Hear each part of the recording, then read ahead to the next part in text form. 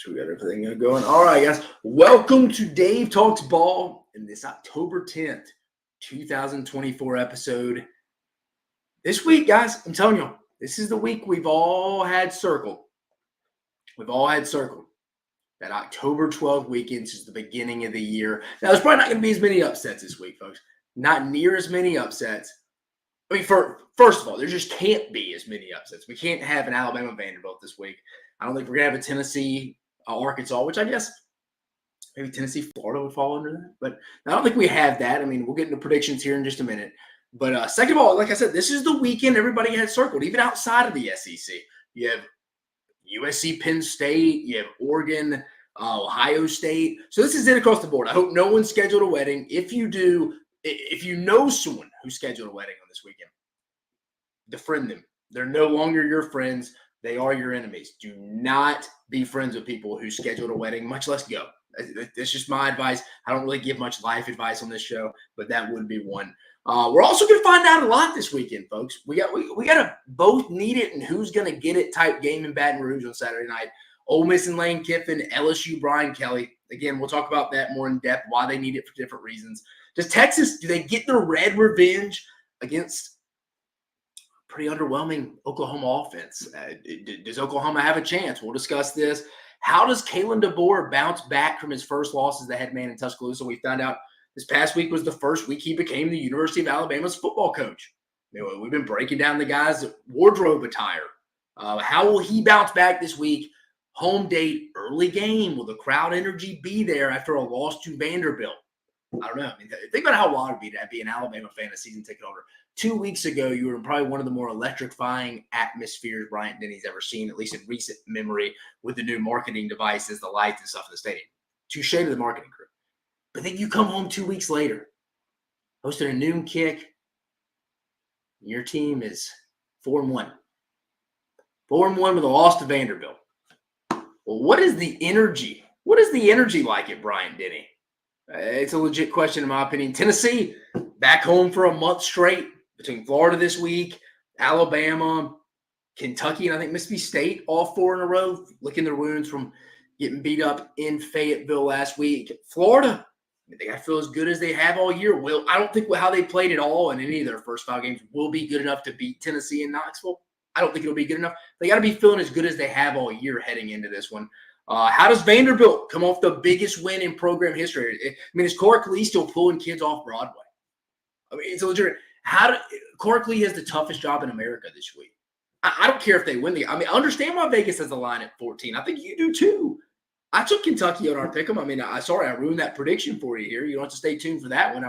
I tell you, stay for the other 5. Only preview we didn't do, but is Missouri at UMass. And by the way, who at Missouri agreed to go to a trip to Amherst, Massachusetts for a game against the Minutemen? Interesting scheduling. But, I mean, from a Clark Lee perspective, if they go win at Kroger Field this week, that would be one of the more – that's not a golf class. That's not a golf club. That's a big one, folks. If he goes and does that, that shows a sign of mature coach and a mature team. I guess with Diego Pavia, anything's possible. But is there a coach probably more fired up about what happened last week than Mark Stoops? He doesn't have to get his team's attention after coming off a bye week, after coming off a win in Oxford against the top 5 Ole Miss team. They're definitely looking ahead to Vanderbilt because those Kentucky players, just like Mark Stoops, were sitting on their couch this past weekend watching the upset, just like every other college football fan. So they know who's walking to their house. You can make an argument maybe Vanderbilt's even a top 5 offense. And I think I'll repeat myself, Kentucky is a better defense than Alabama right now. Maybe that's not how it shakes out. But right now, Kentucky has a better defense than the Alabama Crimson Tide. But massive implications this week. We will get answers. On tonight's show, we got Neal McCready from RebelGrove and MPW Digital joins us tonight. Talks Ole Miss LSU, the big matchup in Baton Rouge. Obviously, we got Week 7 predictions. We'll get to that right off the bat, which I'm excited about. You know how I feel about Thursday. All that prep this week, going back watching the games comes together. Then we'll do a little quick segment, more of a question. I want to hear what people talk about in the chat. Who is the second best quarterback in hell? Who, in your opinion, tell me who the first. Who's the best quarterback? Let's just say top 2 quarterbacks Alabama will face in 2024. We know a lot of people have a lot of question marks about Kane Womack and his Alabama defense. But let's dive into the opposition a little bit to see if this defense could improve, or they're going to have some opportunities. I mean, they got some trips coming up, and then it'll be money-making weekend this week. We'll go into it. But let's get right into it. Oh, Ons the Gray. Well, what do I got to do to get you on the same page as Cole? Ons, I love you, man. I love you, man. And also, put what city you're coming from here. Let's see what city people are tuning in the show. Dude, if the offense had any life, we'll get into predictions. Stay tuned. Stay tuned. But let's get into it right off the bat. Neal will be joining us just right after the bottom of the hour, around 8:35, so about 30 minutes. We'll go straight previews first. But here we go. South Carolina at Alabama. Currently, Alabama a 21-point favorite. The point total, 50.5. Game kicks off noon Eastern, as I mentioned, at Bryant-Denny Stadium on ABC. Setting the tone for you. Alabama comes back to Bryant-Denny Stadium at Nick Saban Field, looking to bounce back after a Vanderbilt loss. Let me repeat, Alabama is coming back home to Bryant-Denny Stadium at Nick Saban Field, looking to bounce back after a Vanderbilt loss. What is this? What does a Kalen DeBoer team look like in this situation? I don't think anybody knows. But what is the vibe in the stadium? Like I mentioned before we got into this, a little noon Eastern. What's the energy? I think people a little bit like, hey, like, we'll see some improvement. And I'll be honest with you, I think even if Alabama beat South Carolina bad, unless it was like 41-10, I don't think people aren't really forgetting next week. People are going to really judge this team again next week when they go to Knoxville. But again, we're not to that point yet. But will anything impress this fan base? I would say no. Good thing for Alabama. You get 2 get-out-of-jail-free cards now in this 12-team playoff. So a bad loss, but not always lost. Maybe they take the route of Ohio State losing Virginia Tech in 2014 opening weekend of Labor Day, and they just roll off and win the national championship. That's the best case. I saw someone mention when Florida lost to Ole Miss, but that Ole Miss team is probably better than this Vanderbilt. Probably. They're better than this Vanderbilt team. That Ole Miss team, that 08 team with Dexter McCluster, Jevin Sneed, Greg Hardy, them was really good at the end of the year. So I didn't really see that. I'm talking about the Tebow loss, the Tebow speech loss. Florida ultimately ended up going to win the national championship. But for South Carolina, can you face another team that heads into a matchup that they would kill for food and water? And what I mean by that, you got LSU coming to your house and needed to win because they'd already lost to USC, Southern California. You had Ole Miss coming in off a loss to Kentucky. They had to have it. They got it. In no way did Shane Beamer, when he saw this game, they had a trip to Tuscaloosa, thought it was going to be coming off a loss to Vanderbilt for Alabama. I mean, Shane Beamer, they have to be like, man, we get all these good teams off losses when they're not overlooking us. Granted, I don't think South Carolina and Shane Beamer really want to be overlooked. I'm just saying. But South Carolina themselves, pretty much a no-show off a bye week last week against Ole Miss. Offensive issues, still a big problem. Shane Beamer this week defending Dow Loggins, saying they're not bad schemes. We're not drawing up bad plays. I get it. You got to defend it. Mike Shula coming back to his former alma mater, former employer. I haven't really seen that talked about a lot this week, but he is an offensive analyst, quarterback, deals with the quarterbacks. Mike Shula making his return to Bryant-Denny. Actually, given the circumstances, he was the head coach when I was in high school. He wasn't really that bad given circumstances. Alabama coming off probation. It was just time to move in a different direction. But do they take any of that option stuff offensively? Did Mike Shula, Dow Loggins take any of that option stuff with Lenore Sellers, maybe Robbie Ashford, who has rushed for 200 yards in that building before, the 22 Iron Bowl? Do they use that option stuff against Alabama, see if Alabama's made any corrections? That's something I would keep an eye on. But what's going to happen? Is 21 points, is that too many to be given to South Carolina? Is Alabama's defense just not good, and is not even a lack of motivation or lack of preparation? It just has holes in it. I mean, I don't know if we'll find out specifically this week, but it is another test to see how good this unit actually is. I was asked this week, is this a top 8 unit defensively in the SEC? And I would say right now, no.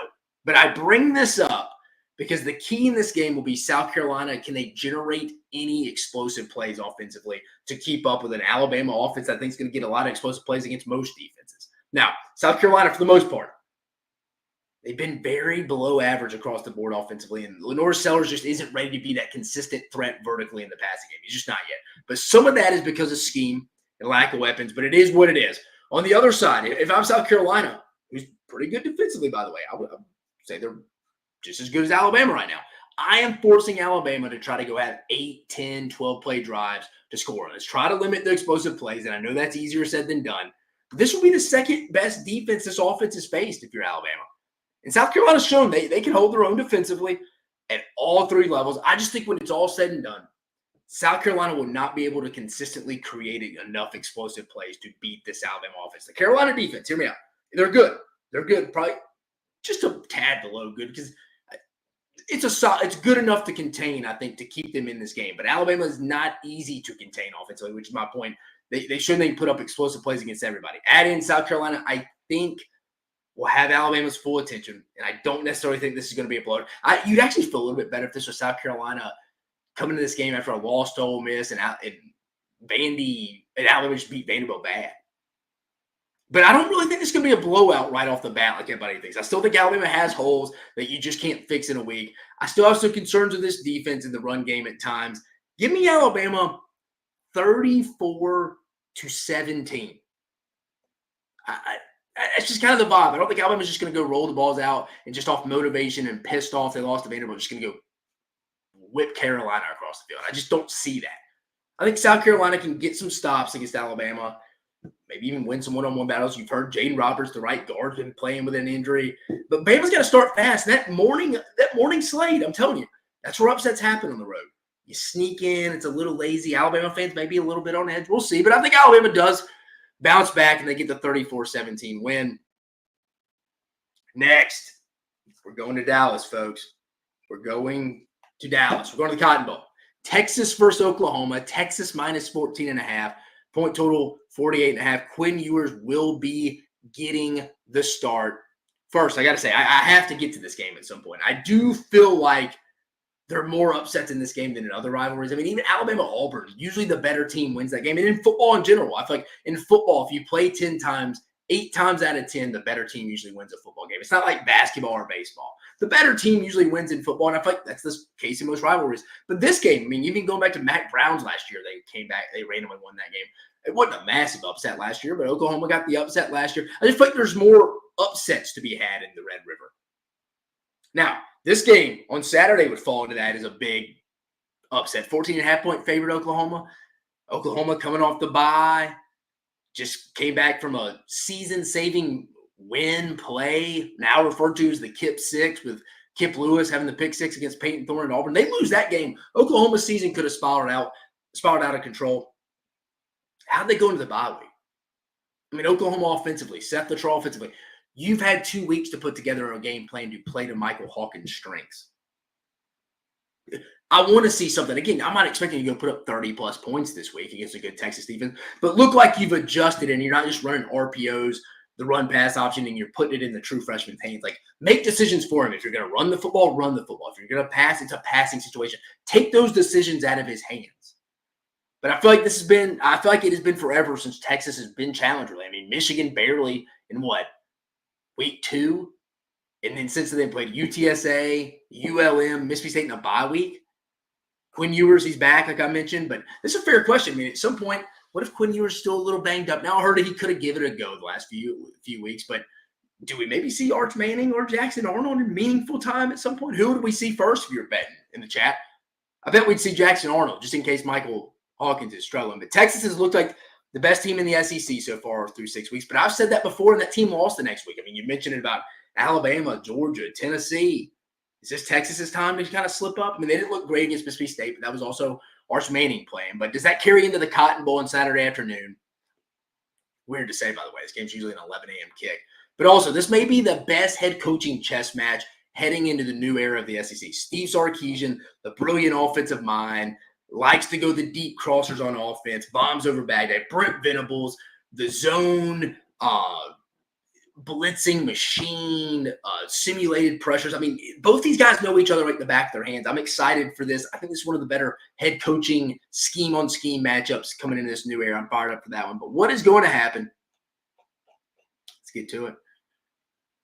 Look, there's usually always a path to victory for most teams. And I'll be honest, Oklahoma has one path to victory, and that's they need to be +3 in turnover margin again, like they were in last year's game. They forced 3 turnovers from Texas last year and gave up none. So they're +3.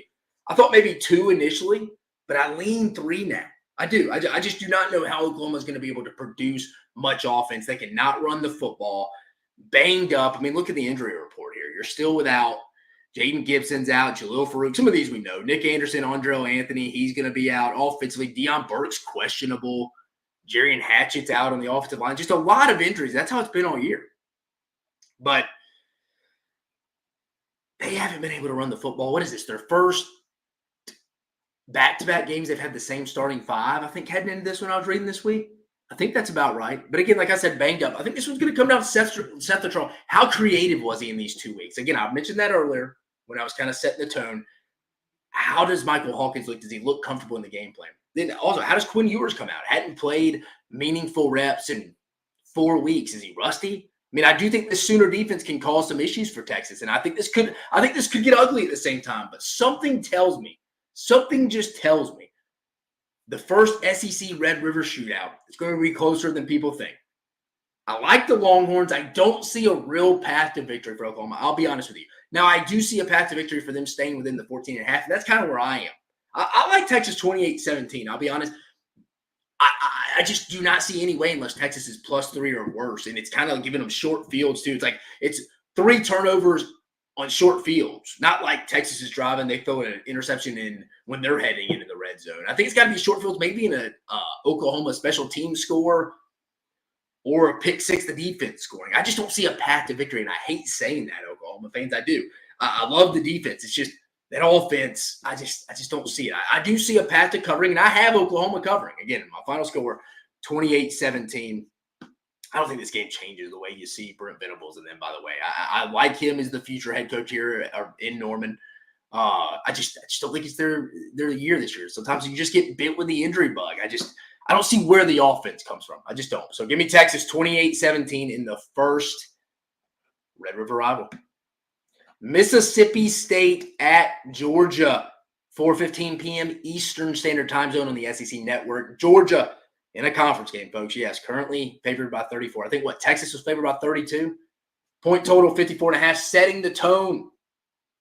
Georgia coming off a so-so performance versus Auburn last Saturday. Really, the biggest news out of the game was Kirby Smart calling out the fan base. And I was actually at this game. SEC Unfiltered was at this game. Chris was in Fayetteville.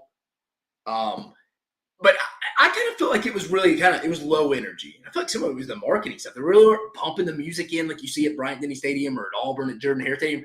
Again, I don't want this to be clipped or something shown to that Georgia Athletics Department, but it kind of felt like the marketing team and game day staff really wasn't doing their part to provide that energy that you feel like you see in a lot of stadiums now. But is Sanford rocking this week when Jeff Lebby-led Bulldogs from Mississippi State from Starkville roll into town? I mean, Georgia has a big one next weekend in Austin, we know.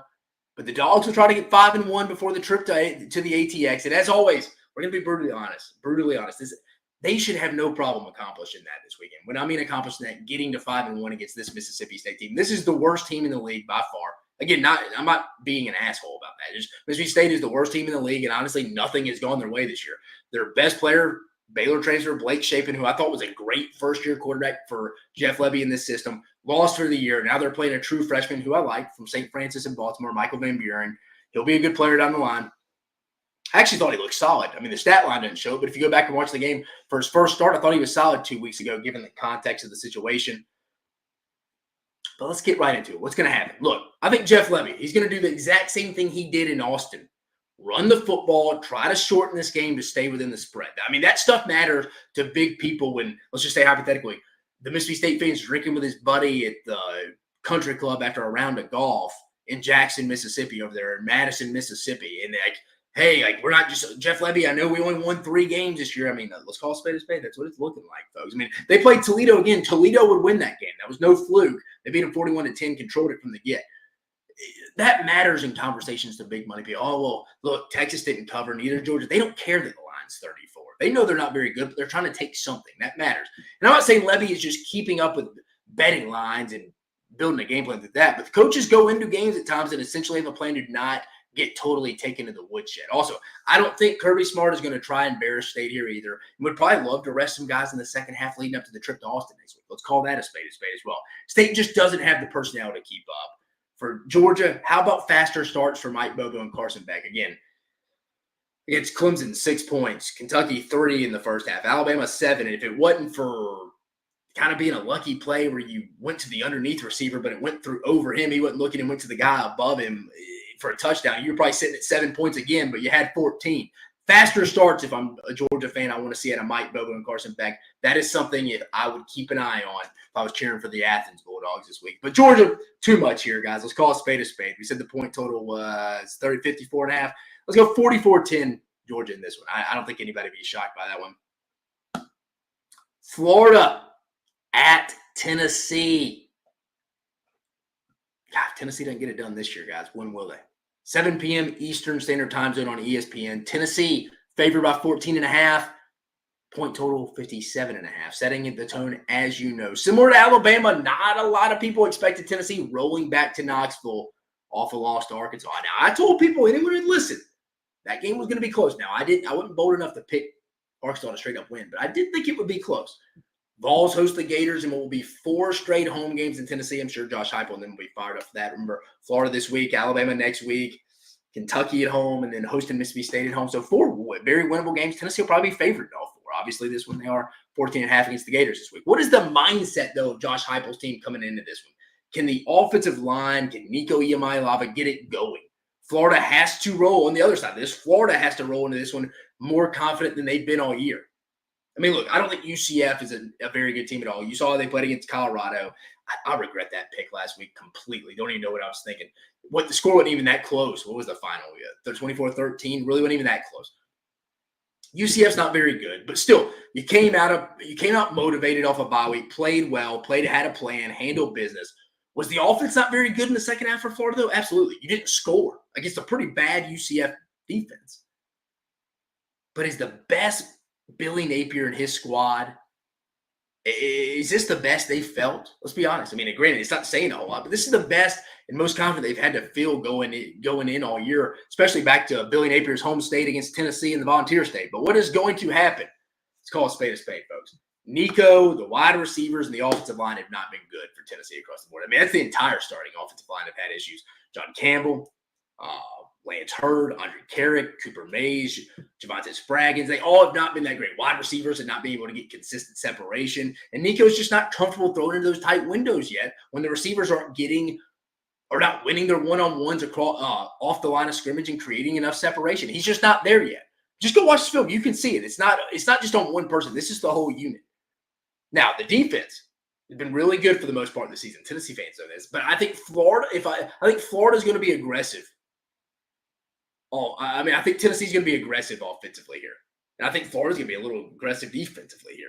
So I expect if I'm Tennessee, I'm Josh Heupel, Joey Hazel, I expect some quick tunnel screens, some quick plays that could work this week if Florida with guys like Armstrong and Ron Roberts who like to be aggressive. Now, Tennessee's a bit banged up on the outside of the receiver. Brew McCoy, I think what did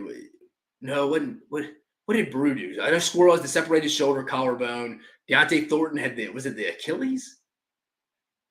It was something. All 3 of them are banged up. I think they're all questionable this week, but they're both banged up. I mean, you're going to see a lot of Chaz Nimrod, Caleb Webb will have to probably get a step up, and I love Caleb Webb's film out of high school. I remember recruiting.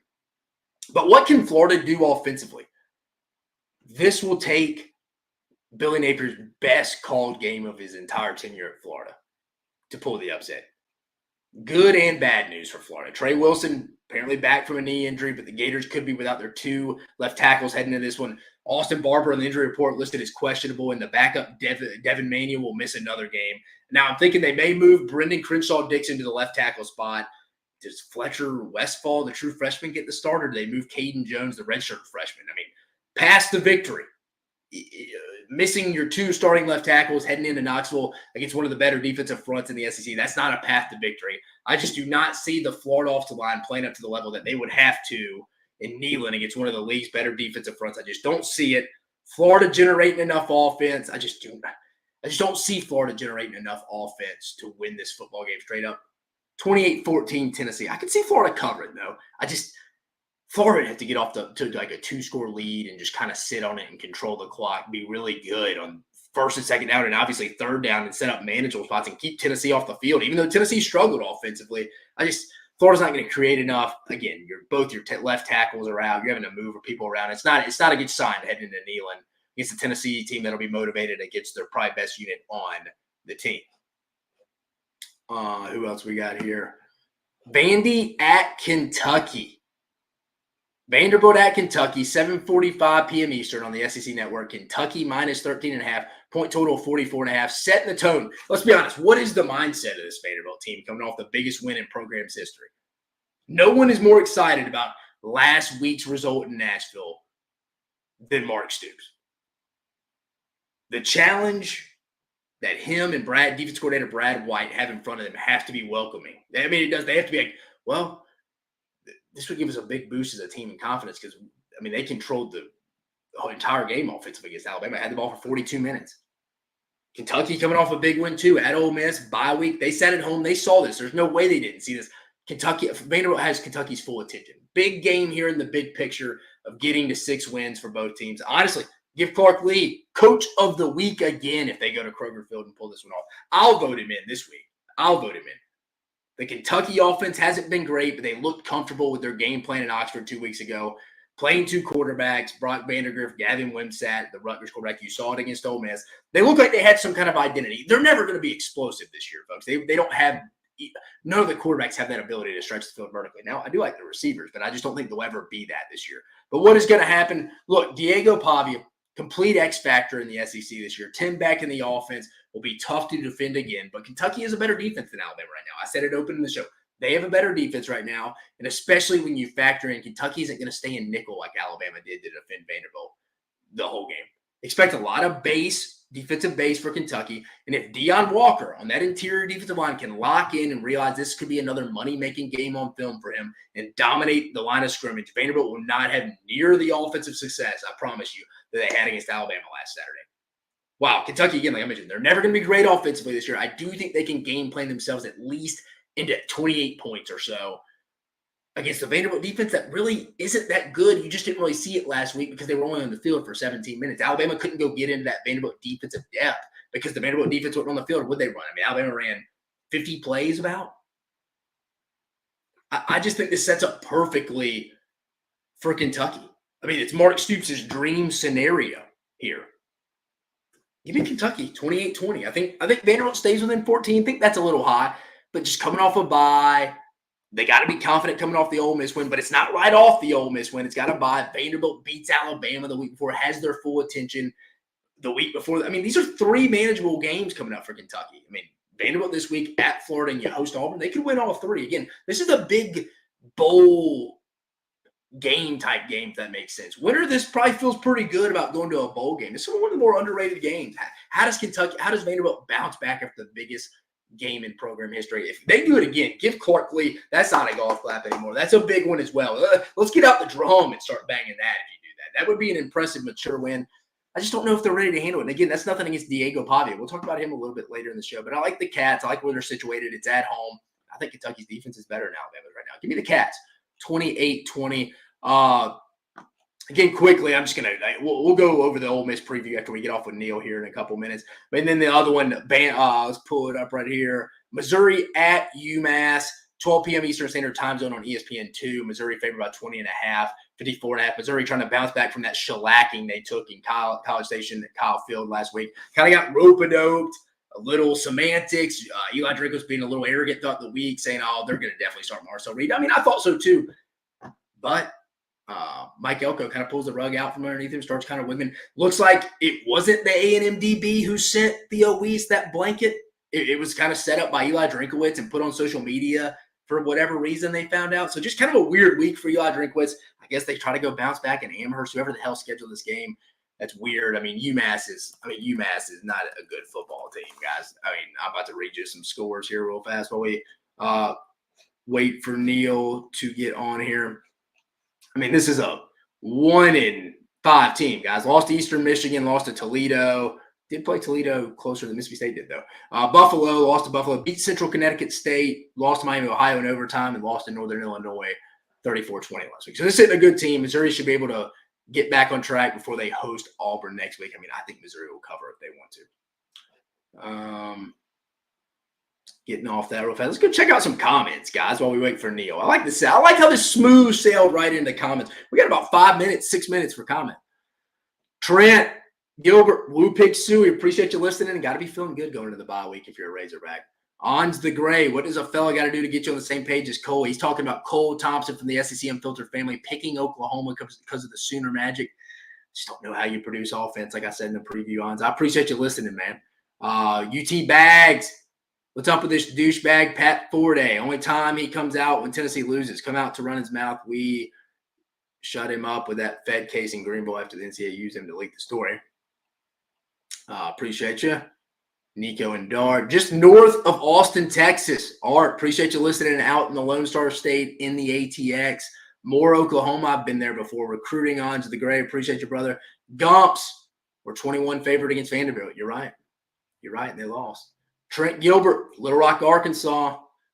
UT Bags, baby. He's in Knoxville. He lives in the city of the Volunteers, folks. Appreciate you listening. UT Bags, what if that SC defense shuts down Milroe and the Gump secondary doesn't improve and still suck? I'm a little UT Bag Gumps. If I'm South Carolina this week, I'm going to take some shots downfield because, hey, some things can happen here. I mean, you don't have to go complete the pass, but you never know. You got a young secondary, Xavier Brown, maybe Dom Jackson. You can get a 15-yard penalty for pass interference. Like that, I mean, that's a first down too. Like if I'm Shane Beamer, if I'm Dow Loggins, like I mentioned, Mike Shula back in his old place, I'm still taking shots. I think it'd be a little naive as a play caller not to take some shots on the Alabama secondary right now. UT Bag Gumps, if Beamer could get a hold of Stallions against to get the signs, could be interesting. Dylan Baskins from Walls, Mississippi, hotty toddy. The difference in the Ole Miss versus LSU game is the Ole Miss front seven. I'd agree. It's a fair take right there. Jeff Gullidge, going to be tough to watch this game as a Gamecock fan. It just be interesting how it is. I mean, I'm interested to see how Bryant Denny Stadium is at 11 a.m. coming off of Vanderbilt. I mean, like I said, imagine the feel going in 2 weeks ago into that electrifying atmosphere to now coming back off the Vanderbilt loss at 11 a.m. kick. I think this was a game they scheduled way in it. This is a game they put the kickoff time way in advance. The SEC did in the summer. Jeff Gullidge again, bigger question. Can they produce any offense? That's the question for South Carolina. Can they generate enough offense? Art S, who is the best defense in the SEC coming from the Big 12? I'm in serious learning mode. Is all good. Best defense right now? I mean, if I was betting $1 million to go win one game with the defense in the SEC, I feel like you still got to go Georgia. I mean, you still got to go Georgia. And they have holes in the secondary. Playing a true freshman, playing a former walk-on next to Malachi Starks. That's what I'd say. Tennessee is a damn good defense this year, Art. Yeah, I would agree. Tennessee's front seven. Still think the secondary still got to be a little tested there, though, Bags. Next week will be key. R. Mason Thomas will be sidelined by halftime. KRJ. Quinn will turn the ball over. If Oklahoma doesn't turn the ball over and puts up 21, 24 points, Sooners will win. Yeah, you're going to need to be +3 again in turnover margin, I think, like you were last week. Again, and it's got to be probably short fields. Again, I'm giving Seth Luttrell one last chance here. I want to see him build on some of these strengths within Michael Hawkins. You've had 2 weeks. Don't come in running RPO stuff. He's a true freshman playing in the Red River Rival. Take those decisions out of his hands. He's not reading a linebacker and stuff like that.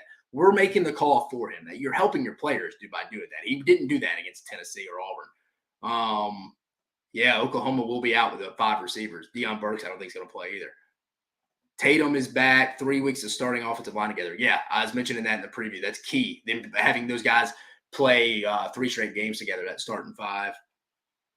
No Gentry Williams. Yeah.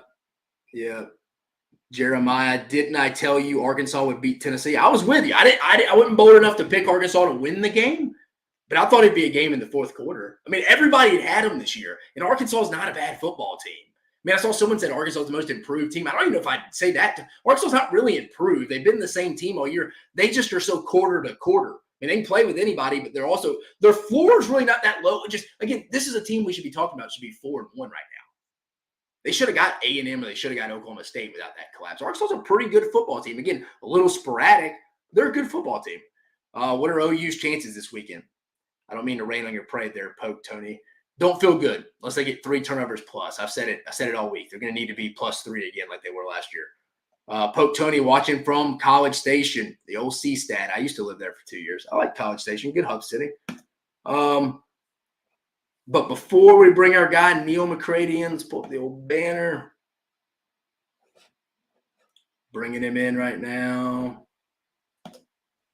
Neal. Dave. Neal, can you hear me? What's going on, brother? I hear you great. Can you hear me? Yes, sir. Neal, I appreciate you joining us, guys. Like I said at the beginning of the show, guys, Neal McCready from the MPW Digital and RebelGrove. Go give him the follow at Neal McCready. Joining us tonight, obviously, talk a little LSU, Ole Miss, but we'll talk some other SEC stuff as well. Neal, how's the night going in Oxford? It's good, man. It's end of for me. Thursday is kind of the end of a work week. Friday's sort of a quasi off / travel day. I'll drive to Louisiana tomorrow, and then we'll crank it back up on Saturday. But it's good. What's it going to take you? What do you think? 5 hours? What is it? Yeah, I'm actually staying in Hammond. Gotcha. So it's like 4+ to Hammond, and then I'll drive the extra 45 minutes to Baton Rouge on Saturday, and then after the game, I'll drive back to Hammond and spend the night, and that way, when I wake up on Sunday, it'll be, 4 and change to get back to Oxford. And you're from Louisiana, right? Originally, with Monroe. Well, I grew up in Ruston, home of the Bearcats, mighty Bearcats, state champions this last year. I think we're still number 1 right now. I went to state. There we go. Yeah, I went to ULM, Louisiana Monroe, for grad school. And my parents grew up in Monroe. They went to Neville, which was Ruston's big rival.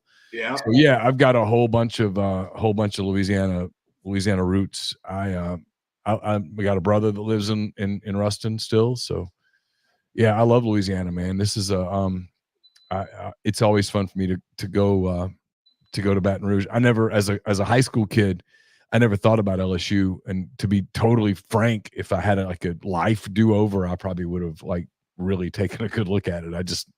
It was intimidating to me as a high school kid to even think about LSU. So you didn't grow up an LSU fan or anything like that? No, I grew up an Alabama fan. Both of my parents. You say that, yeah. Both of my parents have degrees from Alabama, and I was born in Alabama, and as a kid, Alabama was like this magical place to me. I was a big Tide fan all the way through. All right, Neal. Before we get into obviously talking Baton Rouge, we're talking the Baton Rouge. This is also a lot of people, by the way, Dave. When they find out that I mean, my grandfather BJ was a big LSU fan. Yeah. He died when I was a little boy. Had he lived longer, I probably would have been an LSU fan. And had I been an LSU fan growing up in Louisiana, I probably would have gone to LSU. And I just never thought about it. And it was the LSU was not on my radar. And I went to Boys State in Baton Rouge on the LSU campus the summer after my junior year in high school, and remember thinking, this place is cool. Yeah. I'd never really been there before. And yet by then it was kind of, I don't know. I was always going to go to Louisiana Tech, which is there in Ruston. And then I did well on the ACT, and we went to some schools, and yeah. So from there, it was a story that you have no interest in. Go ahead. Sorry. No, you're fine. You're fine. So Neal, let's get to, before we get to talking LSU Ole Miss. What is the lesson we learned last week from week 6? What have we learned so far? Even going simple. Back to week 6? It's simple. No, it's simple. It's a great. It's simple. It's and nobody wants to hear this. So in the last 2 weeks, we've seen Kentucky beat Ole Miss. Mm-hmm. We've seen Vanderbilt beat Alabama. We need to quit talking about it like it was some historic upset. Okay, it was, but it wasn't. It was, but it wasn't. Kentucky beating Ole Miss shouldn't have been a shock. Kentucky lost to Georgia by 1 point. Mm-hmm. Vanderbilt lost to Missouri in double overtime. Arkansas is this close to being a 1-loss team. Yeah. And maybe this close to being a 2-loss team. I mean, a 0-loss team. Arkansas beat Tennessee. Lane Kiffin, who I cover all the time on a daily basis for RebelGrove.com, always makes the comment, this is pro sports. Okay, well, what is the NFL known for? First and foremost, parity, probably just across the board in all 32 teams. Yeah, there you go. So if everyone's going to say this is the closest thing we get to the NFL, okay, I don't disagree. But if it is, then the closest thing you're going to get means parity. Yeah. And so right now, if you look at the 16 teams in the SEC, right, we all put Texas number 1 for now, almost with kind of like a little, like a star by it, going, okay, yeah, but play some teams first. But for right now, okay, yeah, y'all kind of look elite. We'll give it to you. Yeah. And we go, Mississippi State's the worst team in the league. All right. Who's 15? I'm asking. Who's 15? Is it Auburn? Is it Auburn or Florida? Well, I think would be the two. Or Florida or Arkansas or one. Okay, but those teams are not bad teams. No, I mean Auburn outside of turnovers, they're putting yards up on people. They just make dumb penalties and turnovers. But Auburn's not a bad football team. Yeah. If the football gods came down and told you Auburn beat, I don't know, Kentucky on a random day, are you stunned? No, of course not. If someone comes down and goes, hey, Arkansas beats Alabama on a given day, are you just like floored? No, you're like, oh, really? Oh, how about that? I mean, Alabama. I think if they played 10 times to steal something from Hugh Freeze, yeah, Alabama would win 7 or 8, maybe even 9 of those games. Yeah. But it's not like it was in the past where, oh, no, that's 10 times. Because in the past, 5 years ago, Alabama could play Vanderbilt 100 times. Alabama could do the game asleep and they'd win. Vanderbilt beat Alabama at the line of scrimmage, Dave. It wasn't a fluke. Last Saturday wasn't a fluke. Vanderbilt was a better team last Saturday. Yeah, and Arkansas beating Tennessee wasn't a fluke. Could have been worse. I mean, Arkansas had, 5 red zone trips with 19 points? Yeah. Played a quarter with their backup. Is Ole Miss better than Kentucky? Yes. If Ole Miss and Kentucky played 10 times in Oxford, how many times would Ole Miss win? 7 or 8. Yeah, I agree. But was Kentucky was that a fluke? Of course not. They had a game plan. They followed the game plan. They executed it. It worked. So we have parity. That should be the lesson so far, is that everyone's going to have to chill with this. Oh my God, if you lose 2 games, you suck. No, it's not it. This is the league we're in now. We asked for this. We got it. Everybody paid the players. Look at the 2 teams that pulled the big upsets last week. Vanderbilt, they go out and they get the quarterback. Diego Pavia, yeah. Excuse me. Yeah, Arkansas goes and gets Taylor Green. Yep. Well, when you get a quarterback in football, you up your team and you play with a little more confidence. Vanderbilt played at home, even though it was a mostly Alabama crowd, but it was their place. The crowd in Fayetteville got into the game. It became a factor late against a young quarterback. None of the stuff that we saw, as much as we all in the media and fans want to go, oh, this was shocking. No, it's not. No, it wasn't. Kentucky beating Ole Miss was not shocking. It wasn't. I mean, is Ole Miss a little better than Kentucky? I think so. Yeah. But was it a shocking outcome? Of course not. No, I'm with you, Neal. I mean, you hear Kirby Smart talk about teams like Georgia and Alabama. I mean, Kirby Smart said this is the least amount of depth we've had this on since I've been here. So like you said, these teams you traditionally, the Alabama, Georgias of the world, I guess you throw Tennessee a little bit in there now. LSU, you can't accumulate that depth like you used to overcome some of this. Like you said, that depth transfers elsewhere. Dave, back in the spring, Lane Kiffin would talk about this being the best roster he'd assembled. And so I always thought that was interesting, right? Because Lane was at USC with Pete Carroll when they were dominant, when they won 30-something games in a row. He was obviously at Alabama with Nick Saban when, Alabama was dominant, won a national title, competed for another national title. Derrick Henry won the Heisman, blah, blah, blah, right? And so I asked the question, I said, well, how does this roster compare to those? And I got a great answer. And the answer was an honest answer. I give Lane a lot of credit. Like, he doesn't do a lot of coach speak. And his answer was, well, paraphrased, not quoted. Front line, really, pretty similar. He goes, depth 1 to 85, it's not the same. He goes, but, and then he said this. I remember it. It was like a poignant moment. He goes, I don't know that we'll ever see that again. I don't know that Pete or Saban could build those rosters again. Yeah. Kids are going to leave. A kid's not going to be as inclined as a 4-star or 5-star player to go, all right, yeah, I'm going to go to Alabama. I'm not going to play much as a freshman. I'm going to be on special teams as a sophomore. I'll start as a junior and I'll go pro. No, why? You just described Quinnen Williams for them, who sat there for years and just had a breakout year his third year. You're right, but Quinnen Williams now probably doesn't sit there for 3 years. No, he transfers because he has 15 schools offer him a starting spot and $500,000. Mm-hmm. So that era is over. And so, Kirby's never going to have as deep of a team as he wants to have. Kalen DeBoer is never going to have as deep of a team at Alabama as Nick Saban had. It's not Kalen's fault. It's because it's the new era. Kids aren't going to do that. I mean, now if you're a young, highly recruited 4-star kid and it doesn't work out pretty quickly, you get out. You does that suck? Sure. Does it? I think it changes the game for fans. But so far, the fans, the TV numbers, the attendance numbers tell me that I'm wrong. So, hey, if it doesn't impact the game, it's not changing.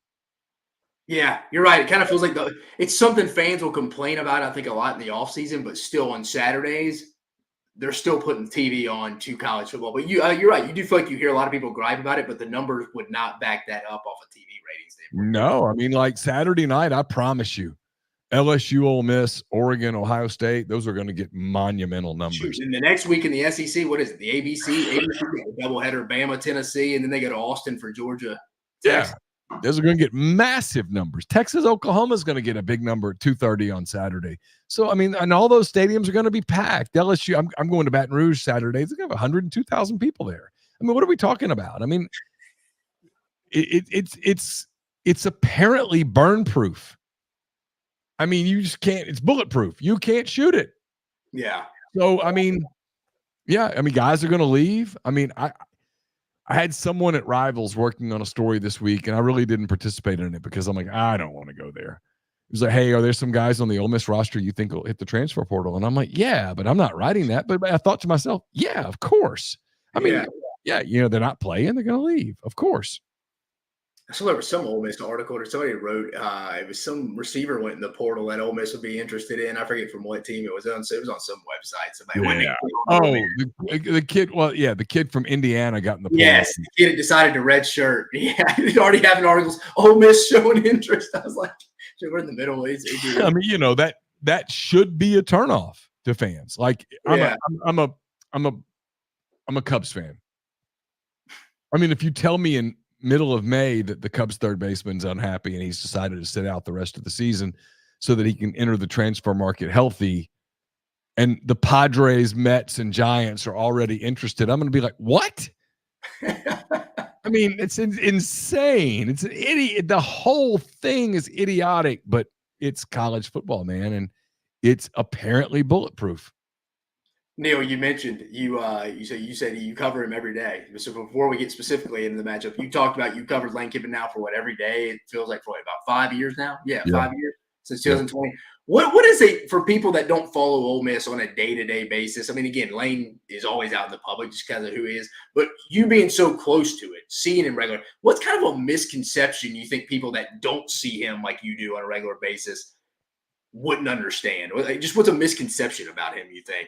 It's a simple one. It's the Lane Kiffin that's on Twitter is not real life. Yeah. That's it. The real life Lane Kiffin is completely different than the Twitter Lane Kiffin. I mean, like diametrically opposed. Yeah. It's like a WWE persona. Yeah. Yeah. He's a genius at sort of marketing. Kind of building a brand a little bit, but it's not really who he is. It's just kind of who that is. And it works. I mean, it's not a criticism. It works. Speaking of him, keeping it here, who needs, in your opinion, I have my thoughts on this, but I want to hear yours. Who needs this win more this weekend in Baton Rouge? Lane Kiffin or Brian Kelly, in your opinion? Ooh. I mean, for different reasons, both. I always hate to cop out on answers because that's such a terrible thing. Does this make sense to you? I thought for this specific season, it's Lane Kiffin. But again, even if Ole Miss went 9-3, missed the playoffs, Ole Miss fans aren't running Lane Kiffin. I think if Brian Kelly were to lose this, it's more long term. Oh, LSU fans starting to be like, Yeah, so let's walk through it with Kiffin. Let's say Kiffin loses it. Ole Miss loses. Realistically, they're not getting to the playoff. I mean, they'd still have a path, but the path would be like super narrow. No, nothing Lane's going to do outside of some scandal is going to get him fired at Ole Miss. They love him.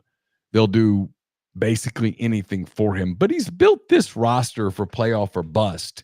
And when you do playoff or bust and you don't make the playoff, it is a bust. I mean, you don't get to go back. There will be people in the media that will go back and try to spin it because they'll try to get in good graces. But no, I mean, people like me will write it's a failure.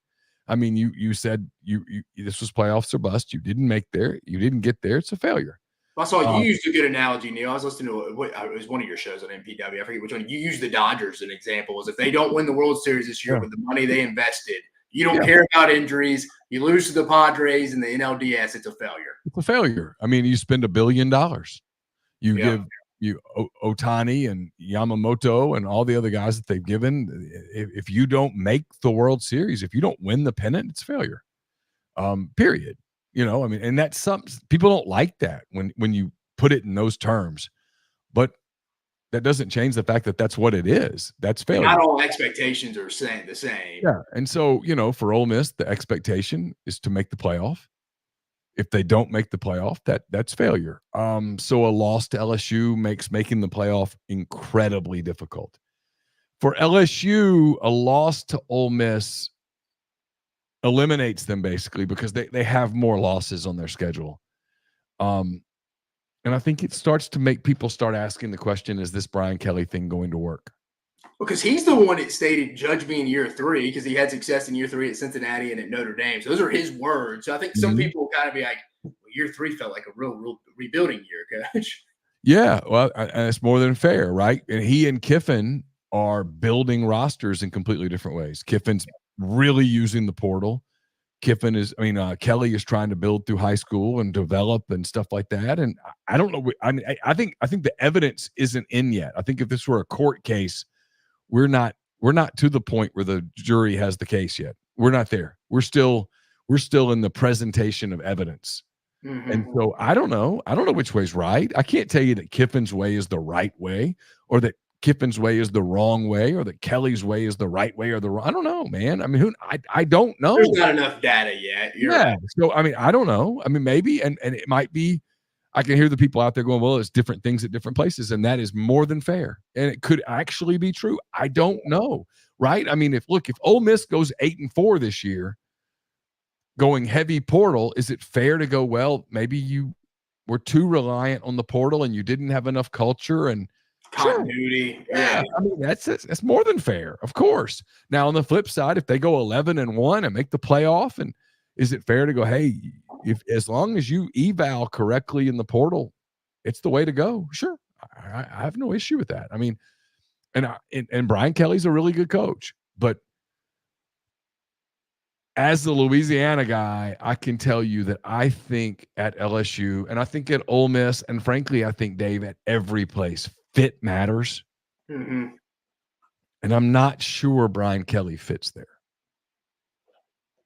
Yeah. From talking to some people over there, I think they were a little shocked how political it is a little bit like in takes. As you know, Neal, it's the only real big school in the state. So it's almost like you got to appease some of these coaches at Edna Carr, St. Augustine. Like you may have to take that kid who probably can't play at LSU, but you know what? 2 classes down the line, they have the best defensive tackle in the country. I think that's kind of from what I've heard, it's been a little like he's like, I don't understand that. Yeah, and I get where he's coming from. I mean, but that is how that state is. It's reality. Yeah. And so I mean, every job is different, and when you get into a job, you find out that it has different, idiosyncrasies. And at LSU, I mean, all the Louisiana politics is one of those things. I mean, you gotta make sure the people in North Louisiana feel like they're being represented. And listen, North Louisiana and South Louisiana could not be further. They couldn't be more different than they are. I mean, I grew up in Ruston, and my experience as a Louisianian and the experience of someone who, say, grew up in Covington are completely different. I mean, like different countries, man. So that makes that job different. Like, you get Alexandria South is a different country than Alexandria North. North Louisiana is more Texas than it is Louisiana. Yet he's expected to recruit it. Yeah. I mean, I never felt like I culturally fit into LSU as a high school kid. And I got older and I'm like, oh, that place is cool. Down in that area, it feels a little bit more like French, like the Florida League down there. Like you made a good point. North Louisiana is more Texas. Well, I mean, South Louisiana is more Catholic. North Louisiana is more Baptist/Methodist. I mean, it is different. And so it is a complete, and he's not a Southerner even. He's not a Louisiana guy. I mean, look, Ed Orgeron worked down there. He did. Yeah. I mean, as crazy as that might be to people or whatever, it worked because he fit. And, it got to a point where it didn't work anymore. He kind of lost control of the program. But, I can remember sitting in Les Miles' office when he first got the job. I was in Mobile at the Mobile Register, and he was like, what do you think about New Orleans? And looking back on it, it was his way of going, how do I handle this New Orleans thing? Because New Orleans New Orleans is a different place than Baton Rouge. Yeah, you're right. The cities are all kind of different within that state. You're 100% right. Neal, what is something nobody you feel like in the national media or even you've seen covering Ole Miss or LSU this week, what is the matchup no one is really discussing that you think under the radar is going to decide the game on Saturday night? Well, I try intentionally not to pay a lot of attention to what other people say and write because I don't want it to bleed into what I say and write. I think this game's pretty simple to figure out, man. I mean, it's like most football's line of scrimmage. I think this game is line of scrimmage. LSU's offensive line has not given up but 1 or 2 sacks, depending on who you're asking. Some people have them at 1, some people have them at 2, but regardless, they're protecting the quarterback really well. Yeah. It is a very talented offensive line. Ole Miss's defensive line has wreaked havoc on opposing offenses. Even Kentucky, in the game that they lost, I think they sacked Vandergriff 6 times. Yeah. So Ole Miss is giving up 1.6 yards per rush. Now, they played 4 games against the Sisters of the Poor, and so that absolutely skews those numbers. But Kentucky didn't run the ball great against Ole Miss. South Carolina didn't run the ball great. No, what did Kentucky have, Neal? 91 yards, and then the shoot. I think Kentucky, if you take away the 60-yard pass on 4th and 7, threw for under 200 yards against Ole Miss. It was really that last series for Ole Miss before the half with the penalties that kind of got them in trouble, and Kentucky took the lead. Yeah, no, they've been really good defensively. So this game to me comes down to when LSU has the football, can LSU establish a running game? Yeah. Because if they can, and they can not let Ole Miss just pin their ears back with some of the rush guys they have, then I think LSU has a real shot.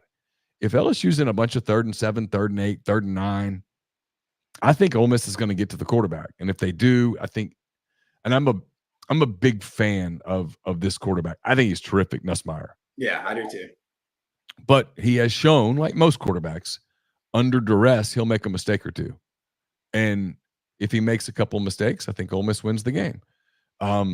So I just think it comes down to LSU's offensive front versus Ole Miss's defensive front. And I think those are 2 elite units. And so it's going to be fun. That's going to be the fun thing to put your binoculars on and watch.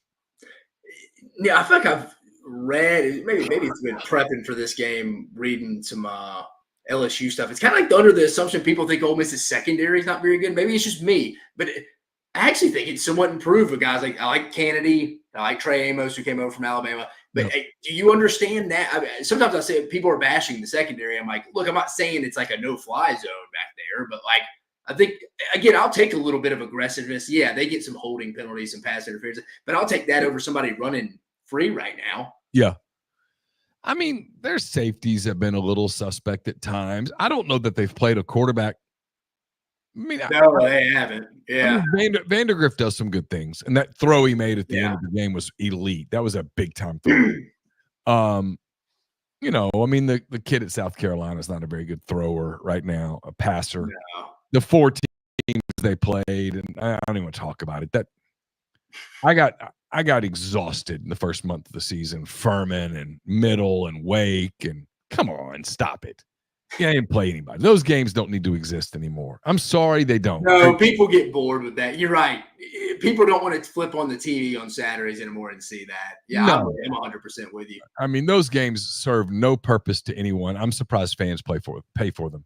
It just shows you again the power of college football because people love their school so much. But I mean, I think that's what's interesting is that Nussmeier has the arm, and they have the receiving core, and they have the a lot of that exit route stuff that they do is going to test Ole Miss's secondary in a way that it hasn't been tested. But I agree with you. I think this is a much improved defense. It's a much improved secondary. They haven't given up much, and I don't think they're going to get lit on fire by LSU either. I mean, I love the under in this game. People are doing the 60 something, and like it's going to be some sort of a similar to last year kind of deal. Yeah, no, it's not, man. It's not going to be like that. I don't think LSU wants to play that game. I think LSU wants to eat some clock. They want to establish the run. They want to have some sustained drives.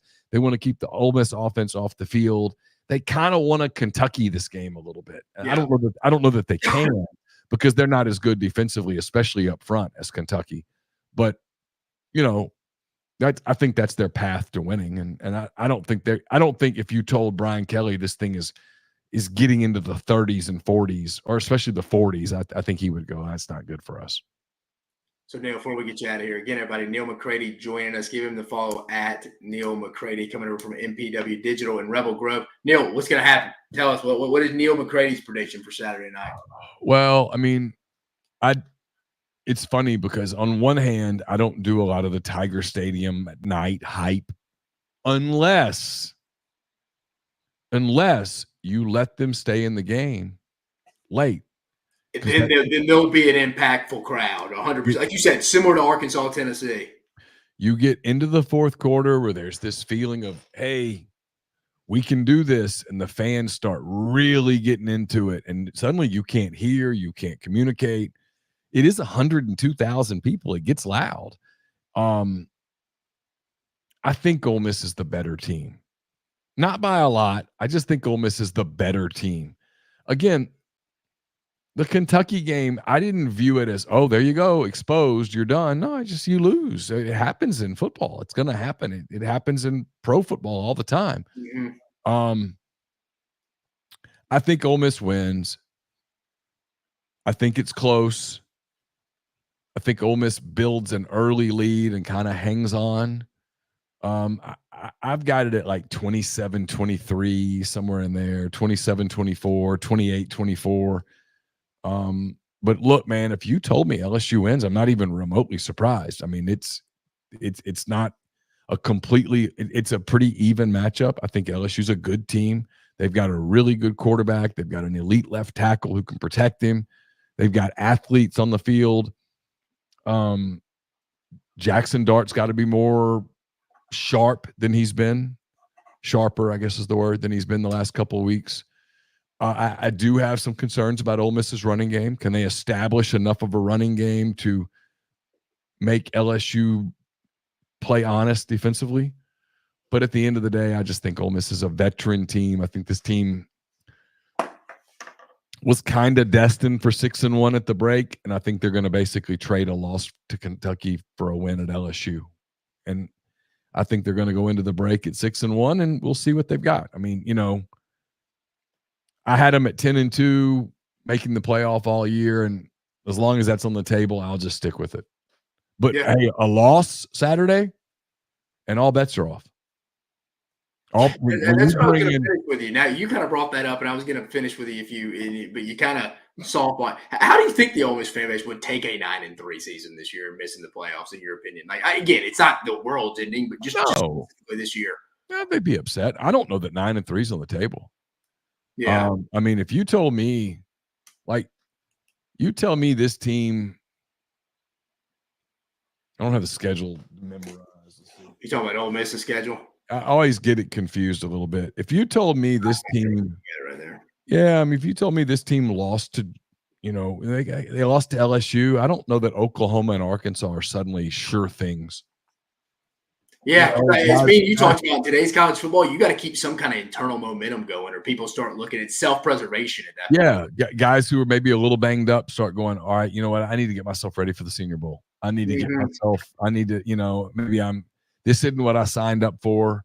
I need to take care of myself. I don't know. Maybe those things don't happen. Maybe this team has, but you could tell me that, because look, if you've got to win every one of those games to even have a chance to get in. And even in that world, right? Let's say Ole Miss goes 10-2. They lose to LSU and then win out. Yeah, they'd be absolutely in the conversation, but people would go, okay, well, who'd you lose to? You lost to Kentucky. You lost to LSU. In this world, you beat Georgia, right? Mm-hmm. That means Georgia has at least 2 losses because they've already lost to Alabama. They lost to Alabama, yeah. And what if they lose to Texas? And what if Georgia's not a playoff team? And Georgia's sitting there at 9-3. Yeah. So who's your big win? Who's your win? Oklahoma? I mean, Oklahoma screams sit 5-7, 7-5 right now. Okay, Arkansas? Yeah. I mean, we beat 6-6 Arkansas? Okay, well, the committee's going to go golf clap. You beat Florida? I mean, Florida might be what, 5-7, 6-6. You beat same realm, yeah. You beat Mississippi State. I mean, they're probably going what, 2-10, 3-9. Yeah. I mean, what are we? What are you talking about? So I think this is I said last week that the game against South Carolina was the biggest game of Kiffin's tenure, and it was. Yeah. And by winning it, they punted that title to this week. I think this is the biggest game of Kiffin's tenure. Yeah, I think you could make the argument too. It's probably long term. Again, not this year. I think it's one of the bigger games for Brian Kelly in his tenure too. For both these guys, I think. Yeah, so. I don't know enough about all the internals at LSU, but I would buy that from the outside. But from the inside at Ole Miss, I mean, look, this was a season where they wanted to validate their method. They wanted to validate, proof of concept with this NIL thing, the Grove Collective and all that stuff. You're trying to get people to keep anteing up. It's human nature if people go, well, that didn't work. Why am I? You want me to give more? It didn't work this year. I mean, the portal is not going to be the same quality every year. No. Exactly. It's not. Well, Neal, dude, I appreciate you joining us. Be safe traveling to Hammond, Baton Rouge, and then on the way back, man. But again, guys, Neal McCready joining us from Rebel Grove. Give him the follow at Neal McCready. He is my listen to when I need anything Ole Miss up to date. You just heard me quote one of his shows earlier talking about the Padres, Dodgers. So proof of concept, speaking of, Neal, that I do listen to the MPW channel, man. But I appreciate you hopping on with us tonight, man. Again, be safe traveling. Thanks, Dave. Thanks for having me. Appreciate you, man. Again, guys, Neal McCready joining us live does a phenomenal job. Very honest guy. Again, you see some people out there, especially in the Ole Miss media world. Again, one guy called me out. I'm very biased sometimes. Fanboys covering that team. Neal's not that. He calls it straight shooter. Been covering the team, I think, since 2008. Houston Nuts first year, I remember. But let's continue. Let's get my Ole Miss prediction. Want to get to it. We may skip who's the best quarterback that Alabama will face and talk about that Monday. I think it'll be a good transition move to Monday's conversation. But let's go to this one before we get out. We got to talk this one. We brought Neal on. We got Ole Miss. Let me go back up to it. Bring up the notes. Here we go. Ole Miss at LSU, 7:30 p.m. Eastern Standard Time Zone on ABC. Ole Miss minus 3.5. Point total 61.5. Setting the tone for you folks. I'm going back and forth all week on this one. Picked Ole Miss in the preseason to win this one. Now the game is actually here, and just kind of the ambiance, I guess you would say, of Tiger Stadium. Neal brought it up. Has me thinking. Because, again, I think this game's closed. This is where the home field advantage gets in. I mean, everybody gets all fired up about home field advantage at the beginning of the game. No, if it's a close game in the fourth quarter with a small, minute detail start to come in is where it has an impact. Must-win situation for Ole Miss and Lane Kiffin going into Tiger Stadium at night. Can they win this? And I honestly think it's a must-win for both teams. Now, playoffs, technically, they're not out of the picture with a loss, not mathematically, but like me and Neal mentioned, be tough for both teams to get back into that. Only 2 teams since 2019 have won true back-to-back road games. I'm not talking about like Tennessee had at Oklahoma bye week, at Arkansas. I'm talking about true back-to-back road games at South Carolina, at LSU. Only 2 teams have done it.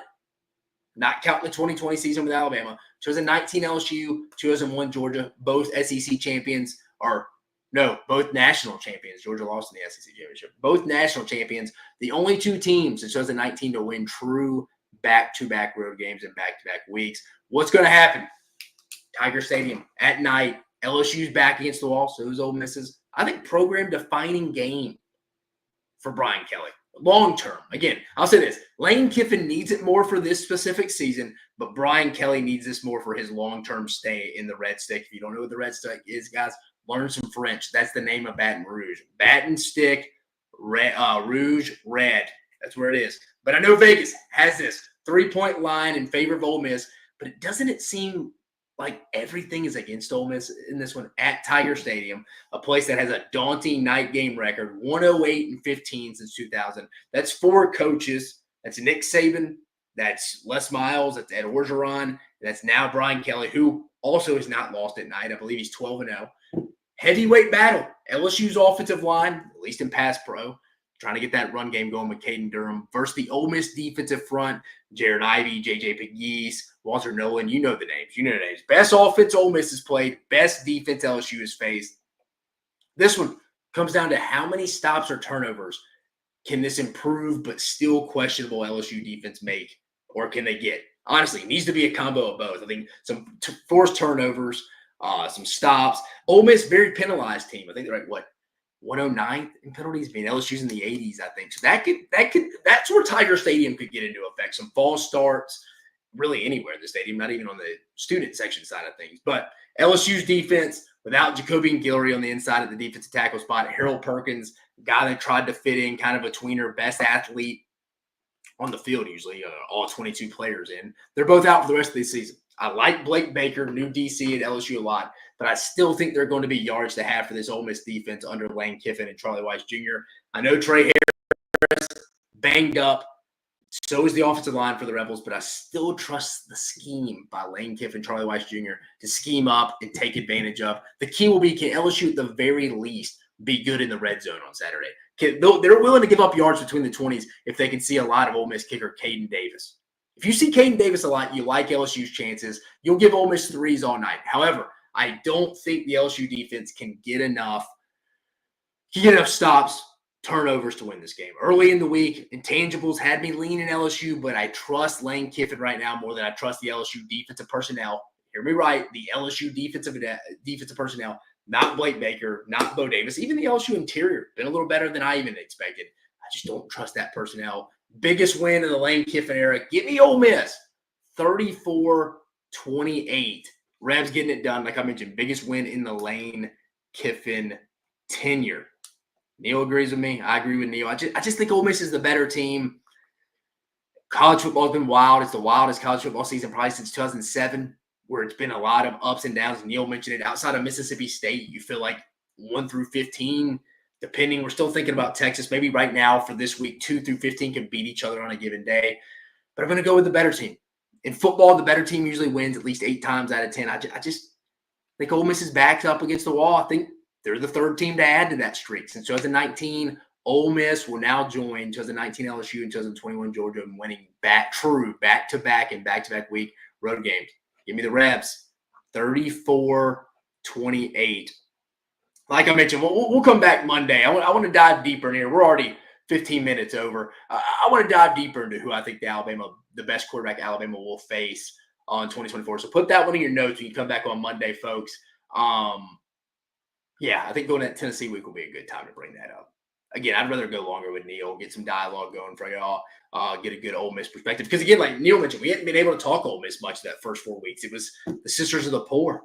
But let's get into money-making weekend, folks, where I get you out of here. Again, guys, we're 40% on the season. We're going to be, I promise, 55%. It's rubber meet the road now, but I like these bets. I don't have as many this week. I only have 1, 2, 3, 4, 8. I only found 8 I like. We weren't going to force feed it. Let's get it going. Maryland Northwestern tomorrow, the Big Ten Friday night game, over 45.5. I just don't trust both defenses here. I think offenses come out to play on Friday night in the Big Ten. Give me over 45.5.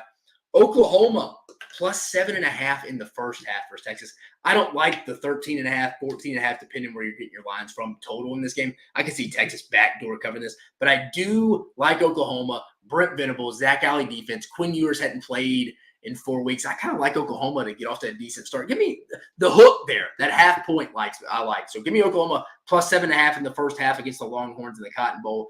I like Ohio State straight up in the -3 at Oregon. I think this could be a blowout. Call me crazy. But I like the Buckeyes going into Eugene, going to Autzen Stadium. I just don't trust the Oregon offensive line. I don't think Dylan Gabriel wins big games. I know I'm saying that. He won the Red River last year, but I've seen that kid up close and personal when I was with him at UCF. I just don't see him winning against a big physical defense against Ohio State. I just don't see it. USC hosting Penn State at the Coliseum. Give me +5 USC. Give me +5 USC here. I don't know. Something just tells me they're back against the wall. Miller Moss. I don't know. I don't trust James Franklin sometimes in these games. And again, I'm not the one that says he's overrated because he's properly rated. He's like the 9th, 10th coach you see in these polls. People always say James Franklin overrated. He's pretty properly rated. I mean, what do you want to rate him? Like, he's better than a lot of coaches, but there's still a handful of guys he's not better in. I just don't like him in these situations. Cross-country road trip. Probably be a lot of Penn State fans there out in L.A. I think this is the game. Everybody's kind of doubting Lincoln Riley and them against a bad matchup against Minnesota. I like them at home getting 5.5. I'm not saying they're going to win the game. I think they stay within 5.5. I like Georgia Tech -4 at UNC. This is the Jeff Collins revenge game. I remember Jeff Collins, former Georgia Tech head coach, the DC at North Carolina now. I don't know. I think Georgia Tech and Brent Key and them are the better team. I think in North Carolina's reeling a little bit. Give me Georgia Tech -4. Georgia, Mississippi State under 55.5. Georgia plays at Texas next week. They're not going to show a lot. Again, Jeff Levy knows the line. I promise you, he's probably not definitely diving into it. They're going to go do exactly what they did against Texas. Try to run the football, try to get out of there, and be respectful. Give me the under in that game. It just screams it. Florida team total under 20.5 at Tennessee. I feel like I kind of like that. Now, if a special teams or defensive score kind of hurts me there, potentially that could be it, but I don't see that. I feel pretty good about that. I like the Tennessee offense or Tennessee defense. They should be pretty pissed off coming home. I mean, does anybody see that? I mean, I got the final 28-14. I just don't see Florida scoring more than 20.5. Again, the half. I like the hooks in that one. The 20.5 in that one, and I like the plus 7.5 in the first half for Oklahoma, Texas. And then Pitt, -2.5 against Cal. Cal, off the emotional loss late on Saturday night last week, has to travel to Pittsburgh, Pennsylvania. I like Pat Narduzzi and the boys. Give me that. So that's my 8 right now. Just rehashing again. Week 7, money-making weekend, 40% on the season, guys. We're going to be above 55. I like this one. We zoned in. We didn't go 12 picks like we'd been going. We zoned into 8 that we really like. Starting tomorrow, again, for you writing it down, I'll go slow. Maryland Northwestern, over 45 tomorrow, Big Ten Friday night. Oklahoma plus 7.5, first half against Texas. Quinn Ewers getting the rust off. I like the game plan of Brent Venables and them. I love the half point. I love the half. If it's 7 or 6.5, probably wouldn't touch, but I like the hook. Ohio State, I think they go in and win this game by double digits in Autzen Stadium. I just like the matchup. I like the matchup. -3 against Oregon. USC, it feels like a game James Franklin's going to drop here, and I think USC bounces back. Give me USC at home +5. Georgia Tech -4. They're just better in North Carolina. Georgia, Mississippi State. Both teams have many reasons to shorten this game. Georgia to rest some people, get ready for the big game against Texas next week. Mississippi State wants to keep it respectable. I think they'll run the football with a true freshman starting in Sanford Stadium. Under 55.5. Florida team total under 20.5 against a really good Tennessee defense in Neyland. And then Pitt with Cal making the cross-country road trip after the emotional loss to Miami last week. Give me the Narduzzi and the boys, -2.5. But, folks, I appreciate you joining us on this live segment of Dave Talks Ball. I appreciate you joining us as you always do, folks. We talked about a lot. We previewed all 6 of the big games in the SEC this week. We brought Neal McCready on, talking in depth. LSU Ole Miss. Who needs it more? Who needs it more this week? Brian Kelly or Lane Kiffin.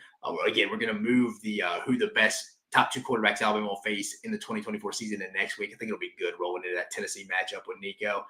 Then my best 8 bets in college football this weekend on the money-making Week 7 edition, folks. But I appreciate you joining us.